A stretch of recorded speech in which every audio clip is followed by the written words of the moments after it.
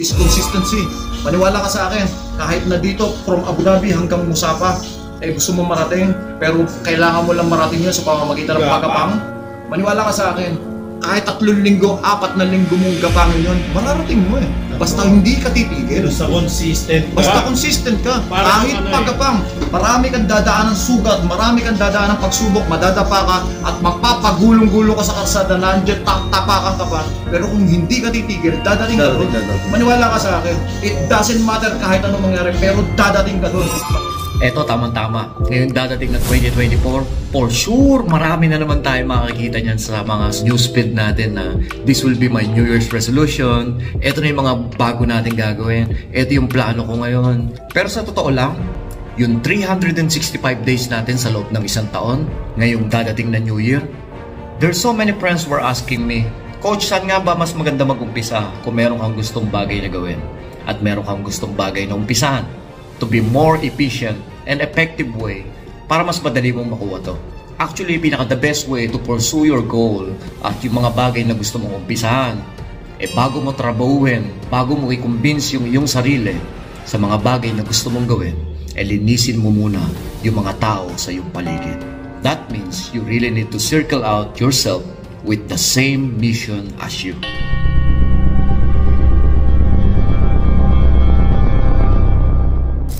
Para madali mo ma-execute yung mga bagay na gusto mong gawin, kailangan walang hadlang. Kailangan yung mga taong nakapaligid sa'yo, siyang humihila sa'yo, papalapit ng papalapit doon sa bagay na gusto mong mangyari or umpisahan. For example, this coming 2024, gusto mong mag-workout or meron kang gustong business na umpisahan. Bukod doon sa consistency is the key. Kailangan mong piliin yung mga tao nasa circle mo. Kasi meron tayong 2 kaibigan na tinatawag. Yung isa na si firefighter at yung isa naman na si firelighter. First of all, si firefighter. Ito ang tinatapon nito, yung mga tubig. So kailangan mo talagang bantayan o filter out yung mga taong papaligid sa'yo. Kasi si firefighter, instead na yung apoy mo lalong lumalaki sa bagay na gusto mong umpisahan o gawin, ang ibibigay niya sa'yo is hindi mo magagawa yan, sa umpisa mo lang gagawin yan, or may kakilala akong ganyan na ginawa rin pero walang nangyari. In short, instead na mamomotivate ka o lalo kanyang ipinupush para doon sa gusto mo mangyari, madedemotivate ka. Sa madaling salita, hindi mo magagawa yung mga bagay na gusto mong umpisahan. For the first place, ang tunay naman talaga natin kailangan sa mga bagay na gusto natin para maumpisahan is the person in front of the mirror. Kung na-convince mo na yung sarili mo, tapos hahadlangan ka ng taong friends na nakapaligid sa'yo, hindi magtutuloy-tuloy yun. Dahil doon naman papasok yung influence. Paminsan, kahit fully decided na tayo, pero kung malakas yung influence na nakapaligid sa atin, hindi rin natutuloy yun. So you really need to take care of that. At meron naman na tayong tinatawag na kaibigan o group of friends na firelighter. Let me show you something. Hindi na isang pagsakya! Ang galing lang, no? Sa mesang to, isipin nyo iba't ibang genre tayo. Mismo. Iisa yung pinag-uusapan natin, Unite, di ba? United siya, di ba? Maging maayos sana yung relationship nyo sa family. Alam niyo yun, sana walang matumba sa atin lahat. Hindi na isang pagsakya! May disadvantage at saka advantage na nangyayari, no? Oh, this something new. Okay. May mga sikat na mga mainstream before, yung mga artist na maagang namatay, like Kurt Cobain. Mismo. Diba? So ano yung mga ayun yung mga disadvantage, bakit? Sa Linkin Park. Diba? When it comes to talking about local, may mga nagsusuicide, may mga na-overdose. Diba? So, siguro, yun ang pwede kong masigurong manon na sa mga, sa mga viewers o sa mga downfall. Diba? Na mga downfall na hindi porket artist ka o hindi porket nakikinig ka masaya buhay mo or what. Siguro nasa sa tao pa rin kung ano yung pipiliin mo, kung magiging drogista ka o ano. Kasi may mga artist talaga na nalulunod sa droga tapos namamatay, di ba? Dagdag ko lang din, alam mo, nabuhay tayo sa mundo, may positive tsaka negative agad yan Kumbaga binigay tayo agad-agad. So, hindi po pwede na, kumbaga binigyan tayo may anghel, may demonyo. May anghel, may gano'n yan So ngayon pag nagsimula ka, bibigyan ka munang hirap. So negative ka muna. Pagdating niya sa dulo, maging positive ka na. So doon mo na ma-realize na minsan nakakalimutan mo. Kaya minsan nga, di ba, galing tayong dasal ng dasal tayo lagi. Lord, gusto ko itong makuha to. Nung binigay na, nawawala na sa kanya. Nawawala na, hindi na tayo nagdasal, nakuha na natin. Doon yung pumapasok na, drugs na, nakakalimutan na. Kasi nga, nabuhay tayo sa mundo kasi positive, negative tayo dito. Kaya, responsible yung pumasok agad sa kanya. Kaya pipili ka ngayon. Be responsible ka sa buhay mo. Yes, exactly. Yun ang point yun yung point doon eh. Yun ang point Kasi dun. sabi ko kung binigay ni God sa atin, yung point na naging positive tayo, or sabihin na natin, wala nang mahirap. Kumbaga, lahat na tayo sikat. Ngayon, pipili ka ngayon. There is actually a Chinese belief na ito yung kumbaga sa ano, magiging related sa lahat ng mga pinag-uusapan natin. Alam natin lahat yung yin-yang, no? Yun yan. Yung black and white, no? Tapos meron siya na another black and white. That is what you call the law of polarity. Alam naman natin lahat na hindi natin ma-appreciate yung kaligayahan kung hindi ka dumating sa kalungkutan. At hindi natin lahat ma-appreciate yung pagkabusog kung hindi ka nagutom. Yes. At hindi natin ma-appreciate, sabihin mo sa akin yung pag-ibig nang hindi ka nasaktan. Maniniwala ka sa akin na lahat ng mga pagkakataon sa buhay na talaga naman lahat ay pagdadaanan natin. Yung kailangan, hindi lang yung positibong pangyayari sa buhay mo minamahal mo. Kailangan matuto ka rin mahalin yung downfall na nangyayari. Kasi kung wala yung pagmamahal mo doon sa negative na nangyayari sa'yo, no one will drive you to success. Hindi ka actually maida-drive sa success kasi hindi mo minamahal yung negativity nangyayari. Marami sa atin kapag nakadanas na ng negativity, ayoko na. Dumating na sa'yo, hindi mo alam kung actually yung negativity na yun yung magdadrive sa'yo, magki-clear ng path mo papunta doon sa positivity. Kaya ka actually binigyan noon para i-clear o linisin yung, kasi minsan, di ba, meron mga pangyayari, kung kailan ka nag-umpisa ng negosyo, saka nagdatingan yung lahat ng mga problema sa'yo. Siguro magtataka ka, huwag kang nag-umpisa ako ng negosyo, dapat di ba magaganda nangyayari kasi pinlano ko to. Ang hindi mo alam, yung inumpisahan mo palang negosyo na yun yung actually naging tulay para bigyan ka ng sign na dapat ipagtuloy-tuloy mo yan dahil yan yung magandang patutungan mo. Like I said earlier, na ang buhay natin parang slingshot. The more na hila ang gawin mo, kapag binitawan mo yun, the more na mas malayo yung mararating. Sa madaling salita, ang problema ay kalakip ng tagumpay. Hindi na isang pagsakya!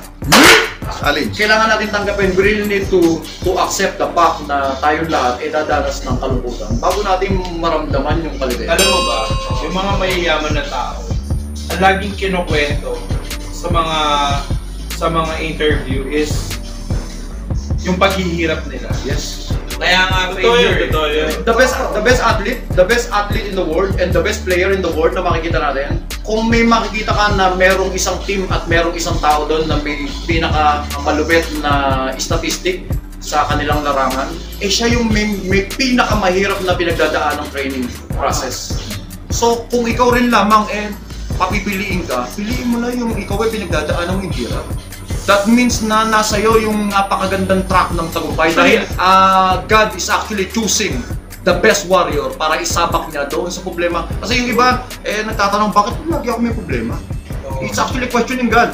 Sinasabi nila na, bakit ako lagi may problema? Bakit ako lagi binibigay? Kasi alam niya na kaya mo lampasan yung problema ngayon. Ikaw yung the best warrior. Ang director ay nagbibigay ng pinaka-the best na eksena doon sa pinaka-the best niyang artista. Kaya ikaw lagi yung gumaganap dahil ikaw lagi yung alam niya na makakalampas doon sa problema. Tsaka pag wala kang problema, wala kang may kukwento. Masarap magkaroon ng problema kasi istorya mo yun eh. Kung lagi mong iisipin na may problema ako, natatakot kang harapin, tumawag sa Panginoon. Walang challenge ang buhay. Walang challenge ang buhay. Kasi yung uminom ka, sige, normal lang naman niya kapag musikero ka, napapainom ka. But siguro, lagi mong pipiliin kung alam mong yung makakabuti sa'yo at makakapagpa-angat pa sa'yo sa atin. At the end of the day, you really need to choose whatever you like. Oo, kasi It doesn't matter kung anong yung isipin mo yung sasabihin ng iba.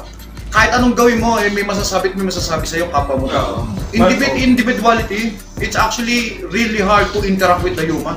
Even God sent His own Son here in the planet, which is Jesus Christ, para makipag-interact sa ating human. Walang ginawa kundi pawang kabutihan ng pagmamahal, nagpadilat ng bulag, nagpatayo ng lumpo, at bumuhay ng patay. Which is si Lazarus. lahat ng kabutihan na ginawa niya na pagpapakita para sa atin na tayo ay sumampalataya at magbalik loob sa Diyos, dinecline ng kapwa natin tao. Dahil ang human, maniwala ka sa akin, kahit anong gawin mo, may masasabi sa'yo. It's either for you to buy a car, o bakit ka bumili ng kotse? It's either for you to didn't buy a car, o may pera ka, ba't di ka bumili ng kotse? Anything what you really need to do in this fucking planet, trust me, may masasabi sila. Kaya at the end of the day, you are actually right. Congratulations. Gawin mo lang actually kung ano yung makakapagpaligaya sa'yo. Hindi lang isang magsakyan! Ang strength yung weakness ko kasi kailangan mo munang alamin yung weakness mo. Weakness ko itong environment ko, kinalalagyan ko ngayon. Nandito ako sa wala.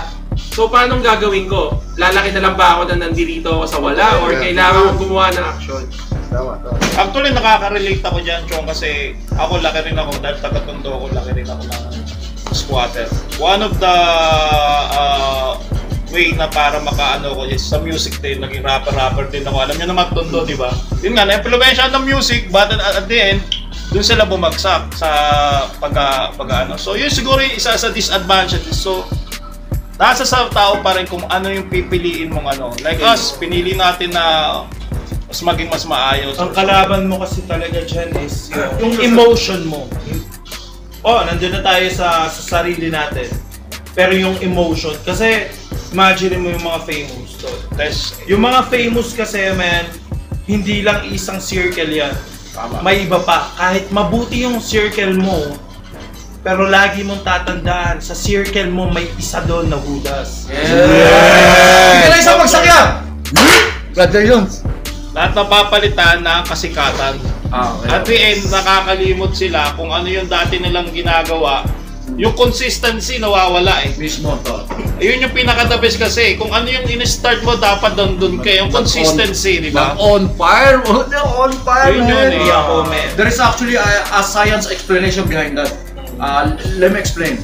Ang science explanation behind that, ang tawag daw doon kapag tayo ay may craft na tinatrabaho o may ginagawa, ang tawag doon na kapag tayo ay nakaramdam ng yung dulo na, yung sumalpo ka na sa wall, parang paggising mo kinabukasan, hindi mo na magawa tong craft na to dahil parang dumating ka na sa hasukdulan. Ang tawag daw the burnout.